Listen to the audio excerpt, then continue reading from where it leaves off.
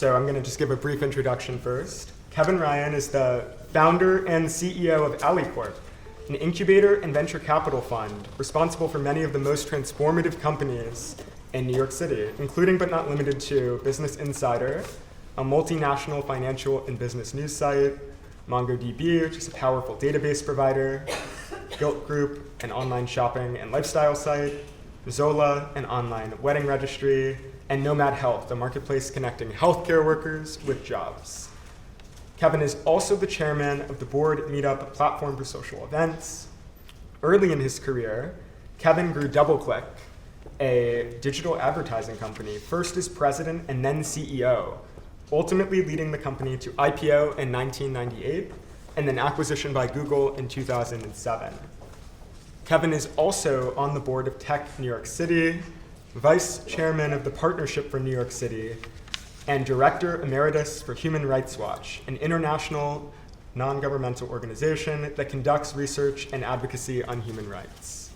And of course, Kevin graduated from Yale College in 1985 with a degree in economics and served as an alumni fellow for the Yale Corporation between 2012 and 2018. Please welcome Kevin Ryan.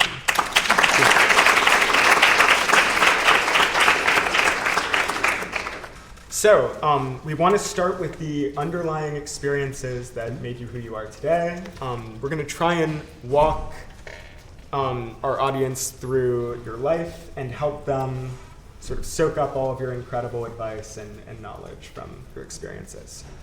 So let's start with your time at Yale. You were involved with the political union and student investment group. Mm-hmm. From that time, what stands out to you as pivotal to your future? Like, which experiences proved most impactful? Yeah, so I think I think running student organizations is incredibly good training for being a CEO, and the reason it's great is that no one has to come. You know, no one works for you.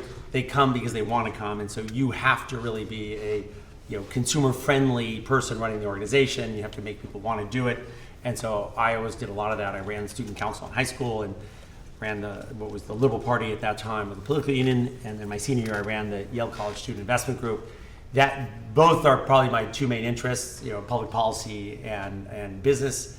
And I came in not from a family that had investments or anything else, so I learned a lot about that. That led to a job on Wall Street. I spent 4 years on Wall Street in New York and London, mergers and acquisitions, private placement, stuff like that. A lot of great training there, and that led me to business school. So all of that was pretty formative. Business school in Paris, right? I went to business school at INSEAD, which is outside of Paris. That's the best business school probably in Europe, international, and had an amazing experience there. Amazing.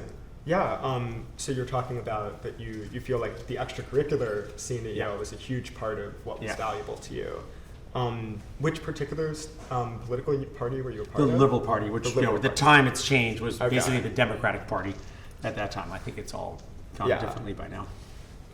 So you've spoken about your thoughts before on the value of a broad liberal arts education, like the one that Yale provides. Yeah. Beyond those interpersonal skills and the skills that you gain from working and leading extracurricular organizations, what tangible advantages do you feel like you gained from Yale, from those experiences? Yeah, no, I think for those of you in the audience who came from a background similar to me, which is I didn't know anyone who had gone to Harvard, Yale, or Princeton before, so it was a big leap. And so coming from a small public school in the Midwest, it definitely raised my game. And I'm sure for some of you it was the same thing, that you're just all of a sudden with a lot of people who are very smart and very driven and realize that there's no cap to what you can do, that people coming out of your class are going to become CEOs and senators and great writers and very, very important people. And so that I think, which would have been true had I gone to Princeton or Harvard or something like that. So I just had an amazing experience here and we made friends for life, and I think it definitely raised my game. So you would say that it was the people that were really a huge part of what made this experience worth it for you? Yes, absolutely. Okay. Were there any people that you met while here that ended up being part of your entrepreneurial endeavors, or? They didn't, and in some ways, because I spent many years after Yale abroad, it actually, and this was before email, It's hard to imagine. I graduated about 150 years ago. And so as a result, I actually was less in touch with people from my class than I would have been had I been in New York. So my oldest son graduated probably 5 or 6 years ago. And he was, because he stayed, he was much more in touch with everyone, and it was easy to do that. So I didn't, and so I don't have people from my class that are involved. I had friends and things, and a lot of people I've actually reconnected with from my class afterwards, but they didn't play as much of a role in my career. I guess it also helps, like, your son has email, and he does. So yeah, it's apparently a great invention. So I'm happy for all of us. Yeah.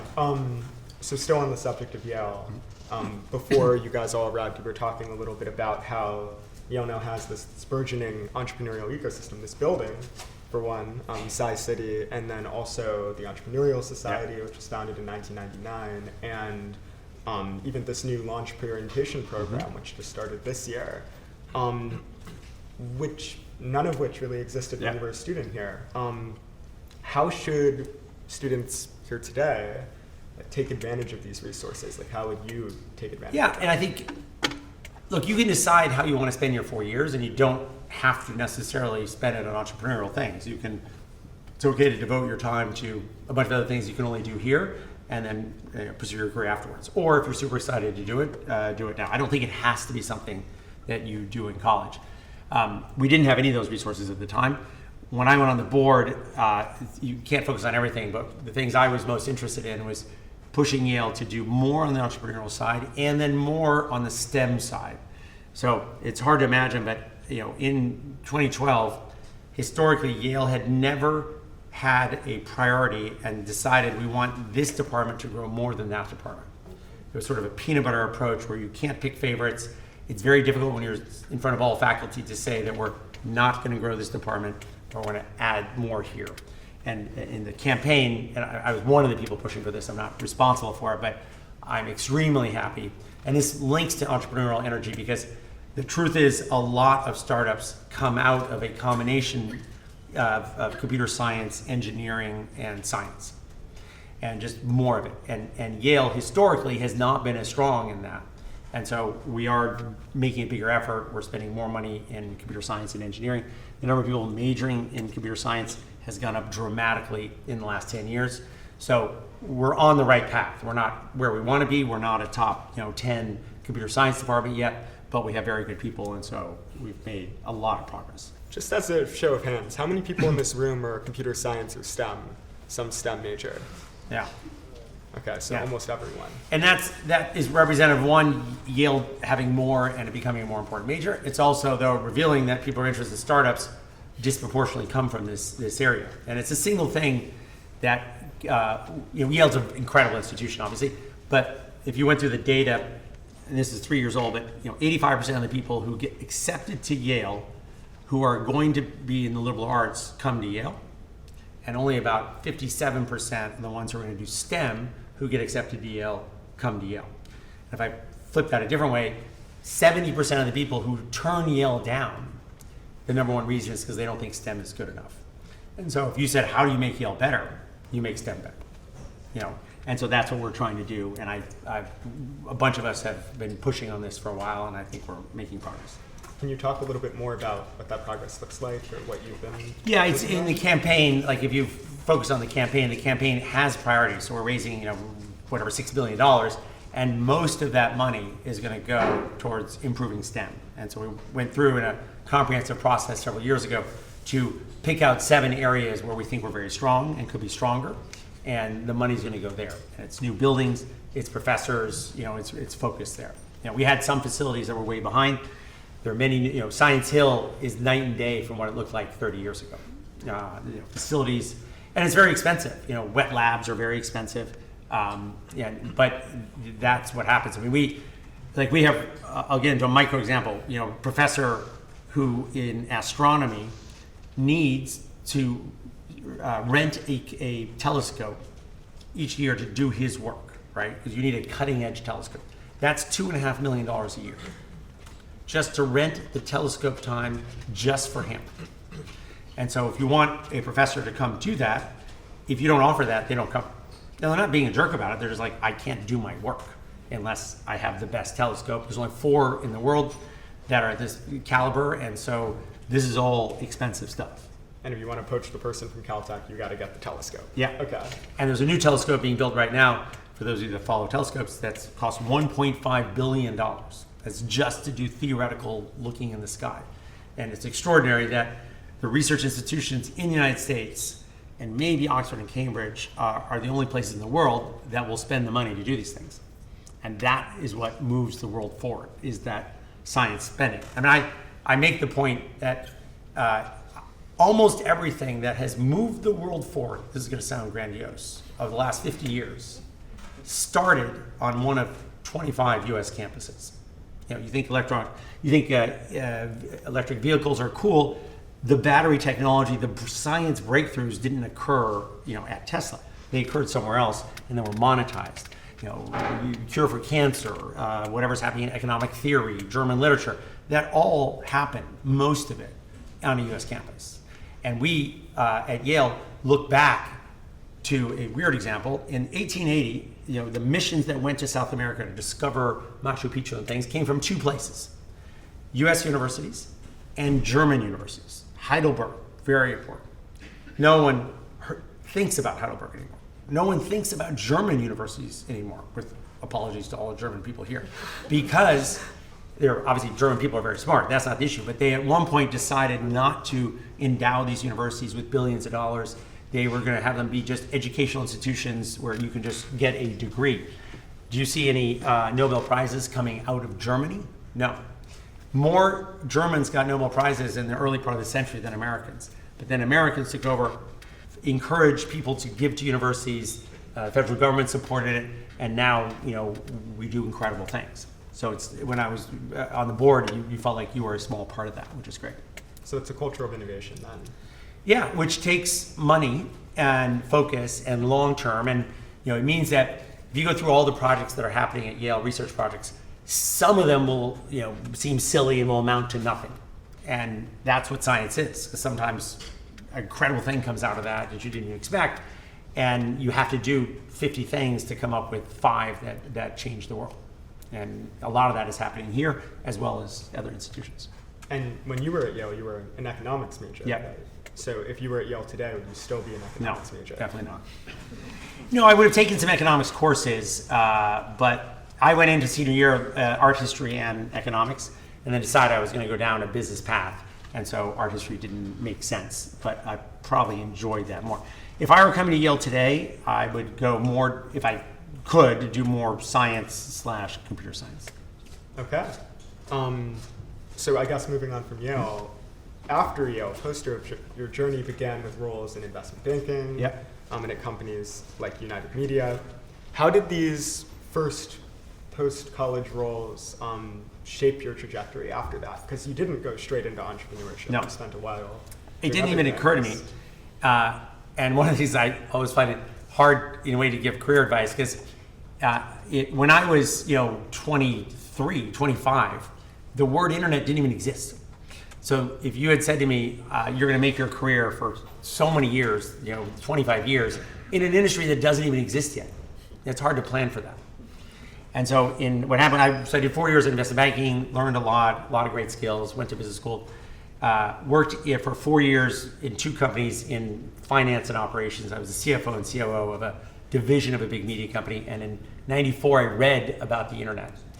And it seemed like a really cool idea. So I launched an internet site for the company I was at. And that internet site became very successful. And so then I went to the parent company in the beginning of '96 and said, this internet thing, it's going to be huge. Like someday, everyone here will have an email address and they'll be buying things, which sounds kind of obvious right now. But the parent company, and I always thought of them as being, the senior execs as being unbelievably old, but they're actually my age. Now, they were 60. And they said to me, we're not going to do that because there might be a new internet coming. And so I'm like, what are you talking about? A new internet coming? So I had no idea what they were talking about. And so I realized that I wanted to set up an internet division for them. They didn't want to do it. They were not going to be part of my solution. They were part of my problem. And so I was going to go on my own and start a company or join a company because I thought this was going to be one of the more fundamental trends that would happen in my lifetime. That, this whole ecosystem would be, and that did happen. And so then I was about to start a company in the advertising space. I ran across this 10, 15 person team that had 6-month head start, but had created an incredible piece of technology, which still today serves all ads. And so I joined them, became the president, and then became the CEO. So you would describe that then as like an inflection point? Yes. Like you saw this inflection point Huge. happen. I made one big bet, and it happened to be right, that the internet was going to be pretty important. What was it about it in those very early days? That In some ways it's just so obvious. You just sat and thought, wait, if everyone was connected, then, you could buy things and read newspapers and find people to date and, find everything. And so that just never existed. And so I thought that seems to make good sense. Makes sense. Yeah. Guess, yeah. I mean, it's so obvious in retrospect, but maybe it wasn't as obvious at the time. But so. I mean, because there's a lot of things these days too that, for example, like the generative artificial intelligence hype that's happening right now, or with Web3 like a couple years ago, where people are like, this is the next internet, for you at least. Well, and I'll give you an example before your time. In '94, there was a frenzy for CD-ROMs. You could send CD-ROMs to people, they could watch Jane Fonda or videotapes or things like that. And so companies went public and then got destroyed by the internet. And because that was not the fundamental trend. And these aren't, look, I'm sure there are people here who thought that crypto would take over the world. And, so far it's not necessarily taking over the world. So these are trends, it's hard to get it all right. I've made many, many, many bets in my career, and some have been right and some we don't talk about because they were wrong. Well, you alluded to before DoubleClick. For those of you who missed the intro, DoubleClick, which Google eventually bought and now runs Google's ad business. So every time you see an ad on Google, that's DoubleClick behind the scenes. Yes. You took the company from 20 employees to over 1,500, and then IPO and acquisition. But it was over 9 years, which is a really long journey. Like when you reflect on those initial days back in like 1996, what advice would you give your younger self? No, it was super formative. I did, join a company that ended up being very successful. We made it successful. We also moved very quickly. So, 4 years after we started, we had 2,000 employees in 25 countries. And so we moved faster than anyone else before we even knew it was all going to work. And because of that, still today, DoubleClick within Google controls ad technology in the entire world because we move faster and took a lot of risks. It was incredibly fun. You can imagine when I was 36 and the company's worth $10 billion at a time when there weren't very many $10 billion companies. Let's just say it was feeling pretty good, pretty fun. And then we get to the part of the story that's less fun. So the internet collapses in 2001. 70% of our clients go bankrupt over the next 2 years. If you're taking notes, don't do that. It's not helpful to your business. Probably wouldn't have figured that out, but not only do you lose them as clients, but the last 3 months that they were telling you they're going to pay money for all the money they owe, they don't pay that. So we did 7 rounds of layoffs. That's not fun. Keeping the company together, keeping morale, but it wiped out all of our competitors. And so we went down from 2,000 people to 1,000. Brutal. Stock price went from $130 a share to $5 a share. If you're taking notes, don't do that because it turns out your investors don't like that at all. So really, really rough period. But underlying that, I could see that if you forgot the stock price, the number of ads and what was happening in there just kept growing all the time. The stock price might have done this, but the dogs liked the dog food. They just kept eating it more and more and more. And so I didn't lose faith that this was going away. The number of pages kept growing. It's like if you were selling whatever bread and people just keep eating more and more and more and more bread, and you think you're the largest producer of bread, it's going to work out. You'll just lower your cost. You'll be in a better place than anyone else, and that's what happened to us. So, but we had everything happen. We had lawsuits from the federal government because they thought that we were too important, too present, FTC, stuff like that. We made 15 acquisitions. And ultimately, we came back up to 1,500, and Google bought it for a couple $2 billion in 2007. And so ultimately what the dot-com crash led to was consolidation for you. Yeah. I want to go back to something you kind of joked about before that, when you were saying, we don't talk about the failures. You have so many successes that we could spend this entire talk talking about all of those, but is there a particular failure that sticks out in your mind as something you learned a lot from? I've had a bunch of smaller companies that have failed. I started a company 2.5 years ago called Capable Health that is like Shopify. So Shopify, if you're selling furniture and you're selling clothes, you still use the same piece of software because they're just different images that show up. Structurally, it's the same thing, right? And so for healthcare companies, I want to start a company that did the same thing because if you have a company that has sleep management for clients and you're doing back pain, actually, underlying, it has to be HIPAA compliant, it has to be images, it has to be content, should be the same thing.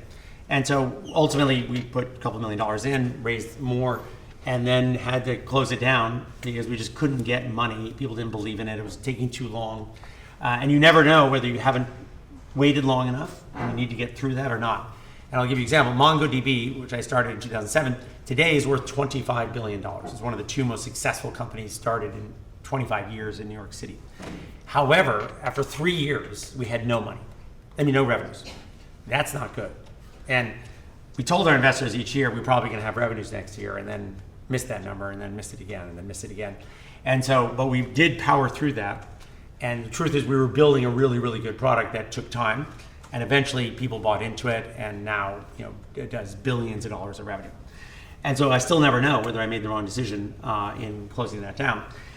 Another frustrating one was Gilt. So Gilt was high-end fashion at a discount. We would have these sales every day. It still exists. After 4 years, we were doing $500 million in revenue. It was a phenomenon. Everyone was using it. But then the market got very tight. Everyone was discounting clothes. It became a commodity market. So I raised money at $1 billion valuation. We did eventually sell it for $250 million, which doesn't sound that bad, but it's not great when a lot of your investors invested $1 billion and lost most of their money. And so that was there was a moment where, in fact, 3 years, I started Gilt and Business Insider at the same time. And in year 2, Gilt did $175 million and Mongo did 0. And if you had asked me which company is going to be more successful, I'd be like, are you an idiot? Obviously Gilt. And it turned out to not be that way. So what is the insight then you take away from those 2 stories?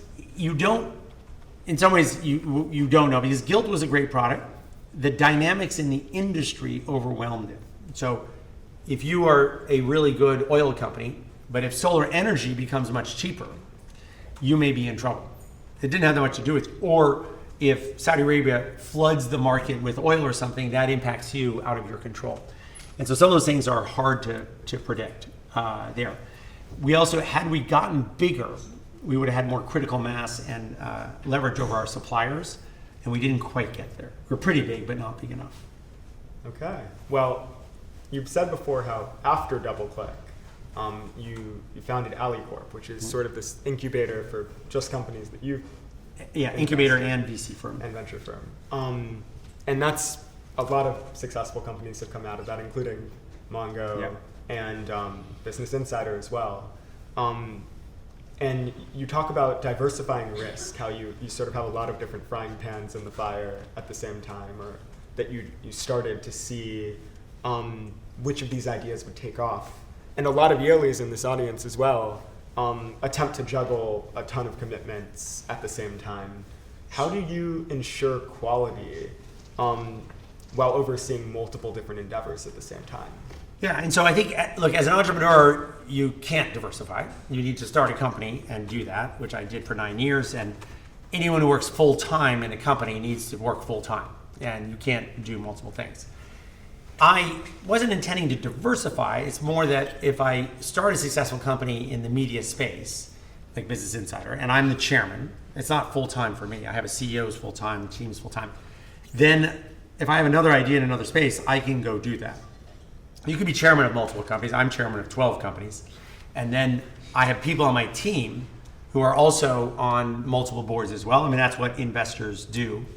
And we bring that pattern recognition. The advantage of that is that if I back someone in this audience, you're going to be doing a lot of things you've never done before. You don't have relationships with 25 or 50 VC firms. We can be helpful, because we know all those VC firms. And so there is value in having that person who has the pattern recognition and has seen this before and can help. But the value in most companies are the CEO and the team. And when I was sitting in an audience just like this 7 years ago, person came up to me and had this idea for temporary nursing, which is Nomad Health. And so I thought it was a really great idea and put $500,000 in, became the chairman, built up the company, and it does $400 million in revenue today. It was a Yale idea from someone who was in the med school at the time. And when my son was here, one of his friends had this idea for recruiting, which is now Ripple Match.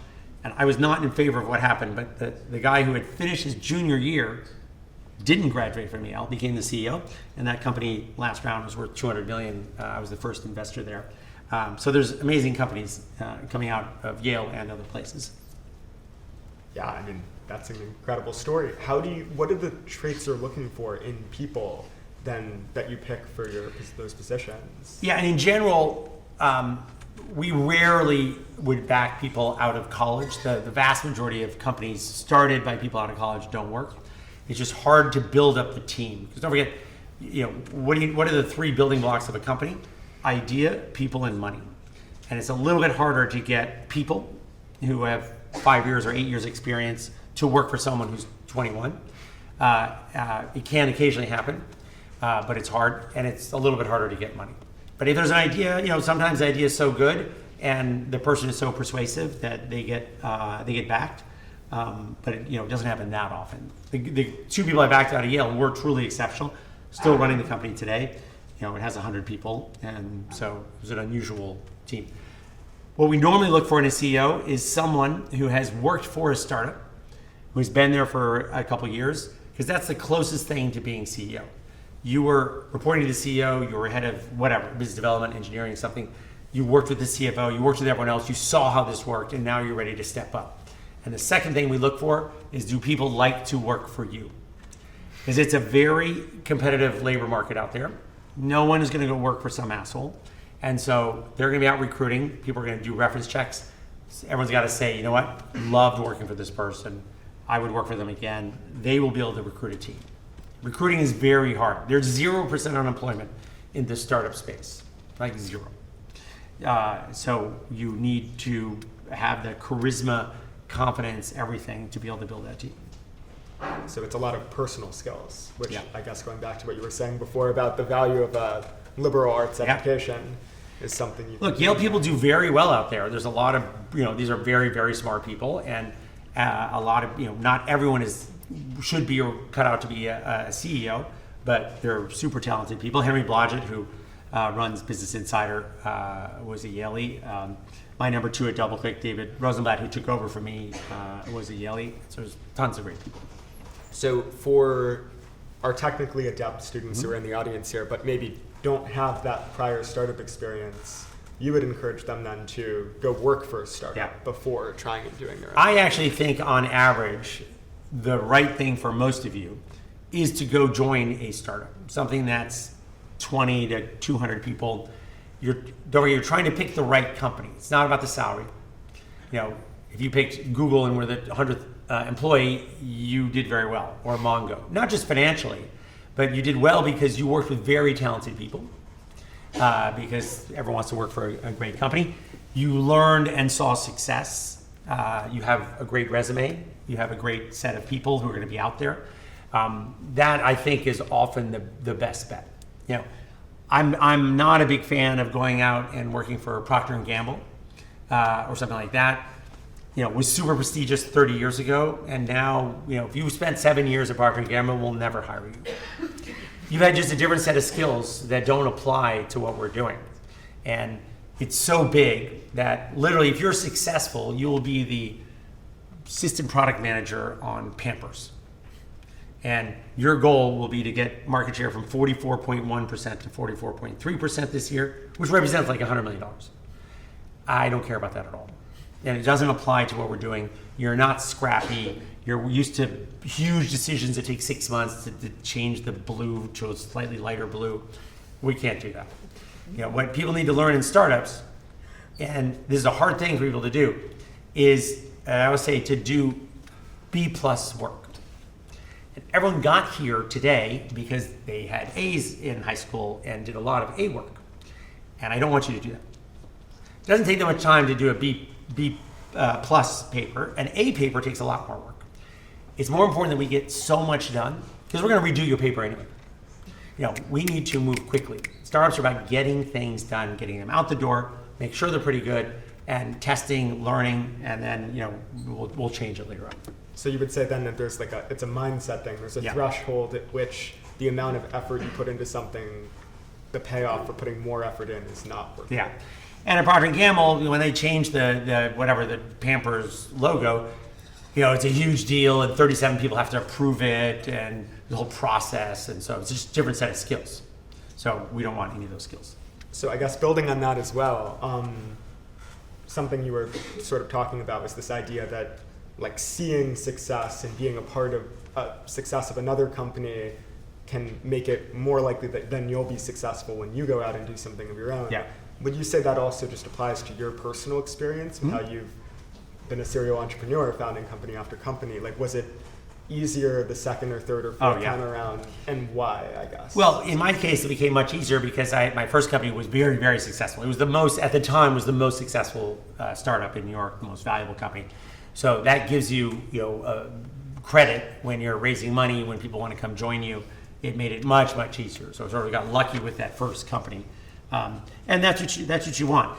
By the way, career-wise, I actually think spending a couple of years doing banking or consulting is also pretty good training for a lot of things. You're working with very, very good people.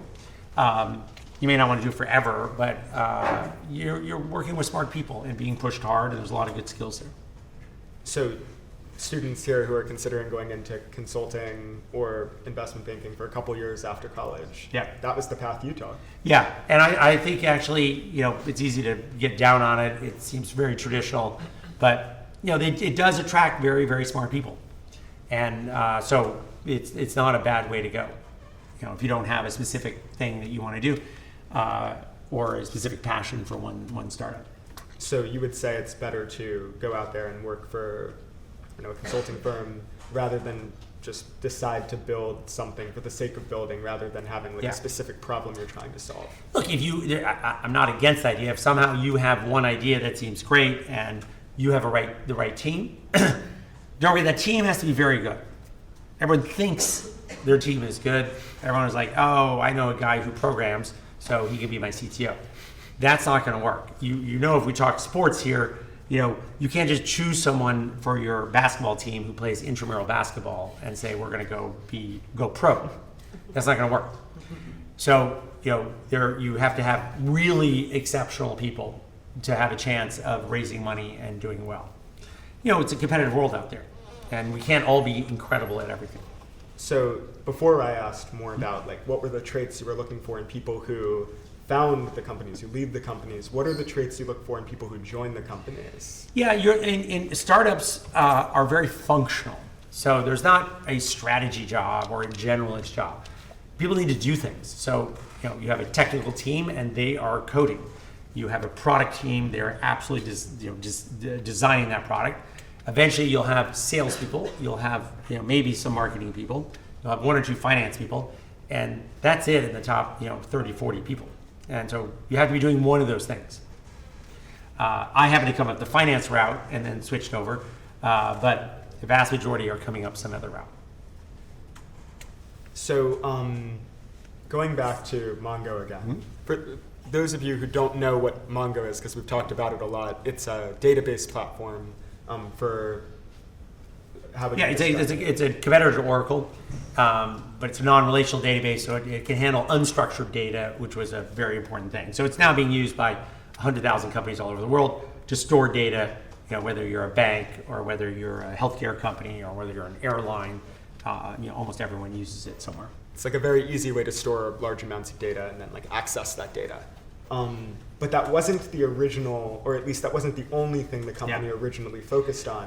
So, because you said it was not profitable. This is unusual. We started doing a much broader thing, which was going to be almost cloud computing and creating the infrastructure to do that. And realized we were biting off more than we could chew. It was also 2008, 2009. The market was terrible. It was hard to raise money for anything.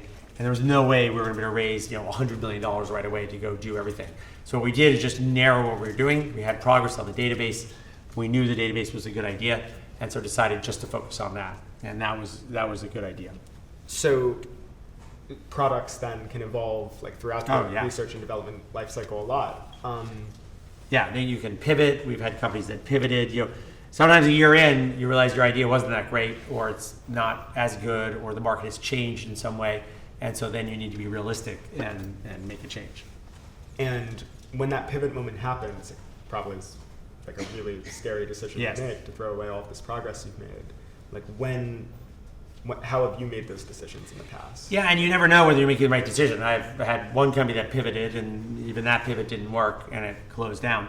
So you're never sure, but you're just having to make your bet. I'd say the biggest challenge in all aspects of building a startup is that there's not a specific formula. If there were, everyone would know. Like if you just said, how do you hire the right person?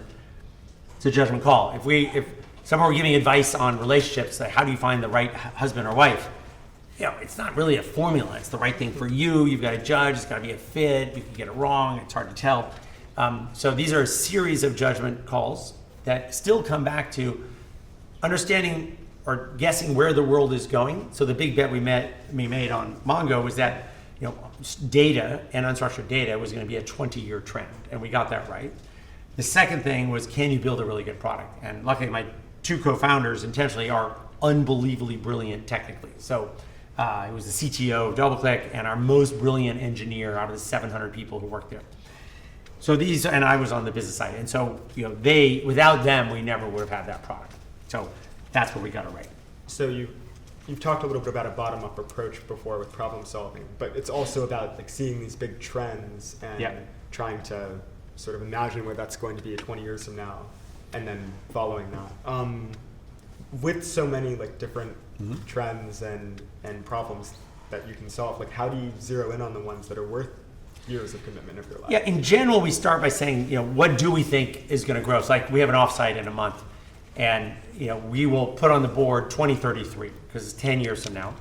And if you have a theory, I want to ask you, is this something that's going to be true in 10 years? Because it takes 10 years to build a really big company. And so if it's just like a 1-year COVID trend, I don't know that COVID's going to be a big deal in 2033. So I wouldn't bet on that trend. But there are certain things. I just started a company in assisted fertility. So more and more women are having children later. Gay men are trying to have children. Sperm counts are down. There's a whole bunch of reasons why more and more people need help getting pregnant, freezing eggs, doing IVF, doing surrogates. I'm looking, as you hinted there, I'm looking for problems. I'll give you two examples. In that space, and you guys don't know people going through this, but if you were all 40, you'd tell me I have many, many, many friends who are going through this issue right now. And none of them will say, oh my God, it was so cheap and so easy. They would say, really difficult, really painful. Whereas e-commerce, for me, is a dead sector now. And I started a bunch of e-commerce companies. Why? Because name anything, chairs, shoes, watches. There is a site with probably 10,000 choices on there. If you choose one, it'll be delivered to your house in like 27 seconds for almost no money. You can return it as many times as you want. I don't know how to provide a better service than that. It's done. And so I don't do much there. It's just mature. Whereas in healthcare, in robotics, there are fundamental shifts that are making, you can see where things could be better and will be better. And so that's what I'm generally betting on.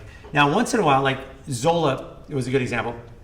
I was in e-commerce, so I knew that, so if this were 8 years ago and you were getting married, you get married using Bloomingdale's. And the only thing you could choose for your wedding registry were things for the kitchen and things for your living room. Because that's what Bloomingdale's sells, right? But you now, 40 years ago, you were moving out of your parents' apartment, you're 21, you own nothing. So obviously we're gonna get you kitchen stuff and stuff like that. Now you've been living together for 3 years, you actually have a lot of stuff. You don't need that anymore. But what you would like, and what I would like to get you, because we went to college, we love basketball, so I want to get him Knicks tickets, or I want to get him yoga classes, or I want to get him a tent, because we used to do a lot of camping, or a bottle of Bordeaux, and none of those things were on the registry. So I started a wedding registry to do that, and now this year 100,000 couples will use it. It was a bottoms-up approach. It wasn't that the industry was growing. It was that for some reason no one was offering this product, and that was a good idea. And it was just something that personally you could see yourself in. Yeah, because I didn't want to get, it was a little bit of a stereotype, but here's my college friend I don't want to get him plates and glasses. Like, it just doesn't resonate with me, it doesn't resonate with him, and so it just didn't make sense. So, but normally I would start by wanting to have a fundamental trend or something that's underbrained or something that's changing that makes sense. And like not an oversaturated market. Right. You have to have a product that you think is going to stand out for some reason. So another space, which I'm very deep in the psychedelic space. So I'm a leading funder of the Yale Center for Psychedelic Research on the nonprofit side, and I think it's going to be a major addition to mental health. And so with that knowledge, we did a deep dive, spent 2 months interviewing 50 people, trying to see where the industry is going, and started a company called Transcend that is so far very successful. I've raised $40 million for it, and we're taking a compound through the FDA process. It's in phase 2 trials now for PTSD and depression. A person from Yale is the chief medical officer for that company, leveraging off a lot of the knowledge here. There's no doubt that the psychedelic sector will be 50 times larger than it is today 10 years from now. It's not guaranteed that my company will be successful. It looks very encouraging right now. It will be a success. No, I know there'll be 15 companies that are successful. Multiple companies with multiple compounds and service providers. That sector, I'll bet you anything, will be a $20 billion sector 10-ish years from now. And that trend in that space you see is that a legal one? Is it a cultural one? It's both. The legal side is absolutely changing. First of all, the academic work is extraordinary. So there have been 295 academic studies, double blind, some of them done at Yale, where you take 100 people who have depression, 50 get mushrooms, or 50 get MDMA, 50 get a placebo, and is there a difference? And so if the answer is one group is much, much better off than the other group, it's working. And so almost every study has worked. And so that's pretty compelling. And I don't have to persuade you that mental health issues in this country, in this world, are growing. They're not solved. Antidepressants are given out like M&Ms and not solving the problem. And so this is the single best solution. And so we're also seeing on the legal side that Colorado and Oregon have already passed initiatives legalizing either plant-based medicines or mushrooms. Massachusetts will have it on its ballot coming up. And eventually, at a federal level, a lot of these things will be approved. MDMA will be approved for PTSD next year for the whole country. So the train is leaving the station. So kind of on that same topic of like inflection points in industries, I remember reading you talking about Business Insider. There's a number of Yale Daily News members in this room as well. This event is a partnership with them as well. That was an inflection point where you noticed that people weren't putting information about business or finance on their website the same day. Yeah. Can you talk a little bit more about like maybe what was an early turning point or decisive moment from that journey, and what you think about tech journalism today? No, that was just an incredibly simple realization, which you won't even believe was the case. But in 2007, people like the Journal and Business Week did not update their sites during the day.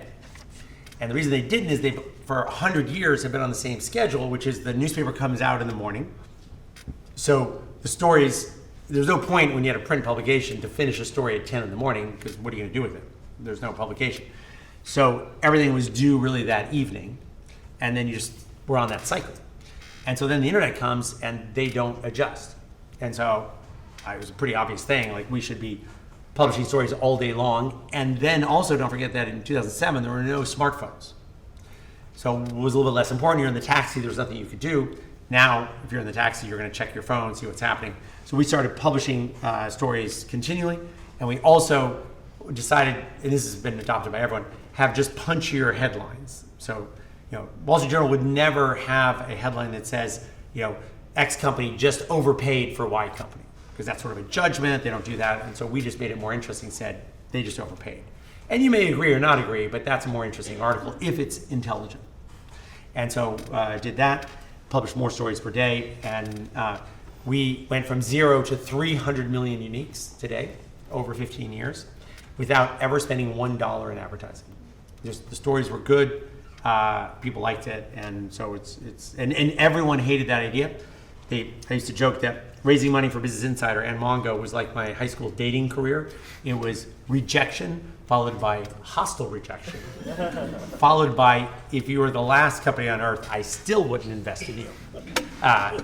And so that was not great. But eventually we powered through, got money, and it was very successful. And then I could tell everyone who turned me down to fuck off. Yeah, I mean, Which I did many times. so today then, like this media landscape's obviously much more saturated with a lot of other platforms that have adopted sort of the same style. How do you see that sort of continuing on and transforming over the next decade? Yeah, so the media landscape has not been friendly to startups. Hardly anything has been created in the last 5 years that's working well. And actually my son, after Yale, my oldest son went to France and was the 10th employee at a company called Groupe that here no one knows, which is the most successful online media company in Europe. And it's 250 people now. And then he went to Stanford Business School, and now he is actually working on a new media idea that we haven't decided to do yet, but we're trying to see if there's an opening for a new publication that's sort of a combination of getting what Twitter used to do, traditional media, because that's fallen apart, pulling the best stories from traditional media and ChatGPT. Is there a way to create a customized publication for you that, because right now, if you, like I want to read a lot of stuff in the New York Times, but they don't really cover the Premier League soccer at all, and they don't really cover in depth on business, and so I have to go to 7 different publications to get my news. Is there a way to create that? So instead of an aggregator for a bunch of different news sites like RSS or Artifact or something, you're describing more of like a custom feed. Yeah. But yours would be different than mine. People have talked about this idea for a long time. No one's pulled it off. I don't think it's easy. I'm not sure we've solved it yet, but we're playing with that idea right now. Do you think there's anything like socially different about everyone reading different news? Like my news is different from your news, or are we already at that stage at this point? We're completely at that stage. Whatever. I'm reading about Premier League soccer. You may not be at all. So we're already reading different news. You're just choosing where you get it. So that I think we have to accept has already happened. Very cool. Well, because I think we have like 10 minutes left or so. One of the things we were talking about before you all got here was New York City, which you've mentioned. You believe New York City is the fastest growing tech center in the United States. Yep. And talking about it really positively. After graduating, is that where students hoping to found a startup should go? I think New York 25 years ago, it's hard to remember, had 0 startups. I mean, nothing. And Boston was the startup center on the East Coast. Years before we had Deck and Wang and Route 128, which people have almost forgotten about now. And then they sort of lost their positioning. And so New York has overwhelmed that and really has more jobs than San Francisco and will really be the dominant place. San Francisco still has a lot of great things going on. And people have been there for 30 years. They're in their 7th generation. We're probably in our 2nd or 3rd generation of startups. The reason New York will ultimately be clearly the most successful city is because in every country in the world, the startup center is the place, has nothing to do with their tax policies, no one cares. It's the place where the smartest people from the top universities want to live. And the more people go from Yale to New York City every year than any other city, from Princeton, from Harvard, from Cornell. And so we just have human talent. And the second thing that's happened is that New York has become so much of a better city. I was saying before, in 1990, there were 2,200 murders in New York City. This year, that number is probably 380. It's down 85%. Meanwhile, crime rate in San Francisco has gone up, and so on a relative basis, quality of living, not cost, but quality of living has just improved. Cultural life. So the reason I'm there, the reason many of you will move there is because if you want the top DJs, if you want the top restaurants, if you want the top ballet, if you want the top anything, it's there. And, it self-selects. In my high school class, ultimately, like the top 1% went to New York. The next 2% went to Chicago because we were in the Midwest. And then a lot of people stayed in Ohio. And so New York just culls that most intense percentage. The people who choose are saying, you know what? I'm going to go and get a relatively shitty apartment and pay a price for that because I value being with the most driven people in the world. And so that's just a different ecosystem. If you want to have a huge apartment, you move to somewhere else far away and you'll have that. But that's a different person. So you would describe the two main things going forward as like this human capital, and then like this cultural hub of the United States that you believe New York is. It really is mostly just human talent. If you get unbelievably smart people, and we also have the benefit of so many different industries. LA used to be sort of a one industry town for the entertainment business. San Francisco is a little bit of a one industry town for tech. DC for ugly people who are in the government, but New York has so many different things, and so you have ballet and food and business and Wall Street and nonprofits. So I think it's a great place to be. So it's also the diversity of industries that exist there. Yeah, not being one. Because many of the companies, the startups, are coming out of one of those things. They're providing tools for nonprofits, or DoubleClick. We had to be in New York because our customers were ad agencies. We're all the ad agencies. Business Insider had to be in New York because there are probably 10 times more journalists in New York City than there are in San Francisco. So you can't get, we have 500 journalists. There aren't even 500 journalists in San Francisco. And so we needed to build up that pool over time. Now, by the way, New York, if you want to start a solar energy company, New York's probably not the best place. If you're starting a wind company, there's some areas that we're not going to be as strong. Ag tech, fertilizer, things like that. There are other places, but New York does pretty well. So you would say the answer then is yes. Students should definitely. I'm biased, obviously, but I think it's an incredible place where you'll have classmates and you'll have the rest of your life that make it very, very interesting. Yeah.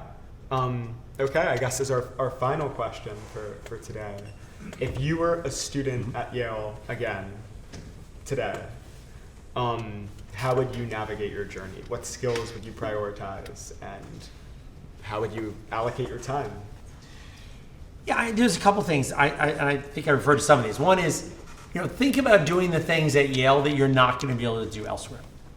So, you can act in a play, and in real life, you're probably not going to be able to because you're not really a professional actor, and it'll be much harder. But here you can. So, trying those various things that are unique on a campus, building those relationships are very, very important. And you'll see once you get out of here, you'll look back and go, damn, why didn't I do more of this?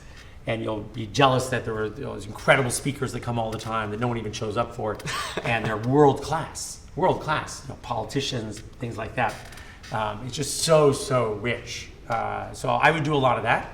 I actually don't think, contrary to many people here, that you need to be so pre-professional. You want to get good grades, do that, think about what you're doing, use your summers, and then you're going to launch your career. And the truth is, Yale people do very well. No one's unemployed. You've just got to try and figure out what are you passionate about, what's going to get you excited. Long term, you got to be doing something that you love. And the truth is, you will be successful because you're already in the top 0.1% of this country. And so if you can just make sure you're not trying to do something that's not your strength, whether you don't have the interpersonal skills for that, you don't have the technical skills for that, you'll do very, very well. I mean, the truth is almost everyone does pretty well coming out of here. We have a good selection process at Yale, and there's a reason, 5% of people get in. So to sum that up, I guess, you would prioritize things that you can't do later in life and take advantage of the resources Yale has to offer. Yeah. And you'll realize afterwards that you only took advantage of, 5% of what was here. Like, once I went on the board, I realized that I barely even knew that the Divinity School existed, that, there's all these graduate programs that are incredible that you don't even see, you're not even sure where they are. There's so many things going on here. And the other thing is just make sure you're building relationships with people you want to be in touch with. You have your friends, but you're going to wake up and realize that someone in your college, is a world-class writer and has done extraordinary things, and you didn't even spend time with them. So that time is very important as well. Working is so much more narrow afterwards. You're going to work 12 hours a day on your projects, barely have time to see other people for several years, and you'll look back and wish you'd done more of that here. Well, thank you so much for your time. Thank you, everyone. Thank you.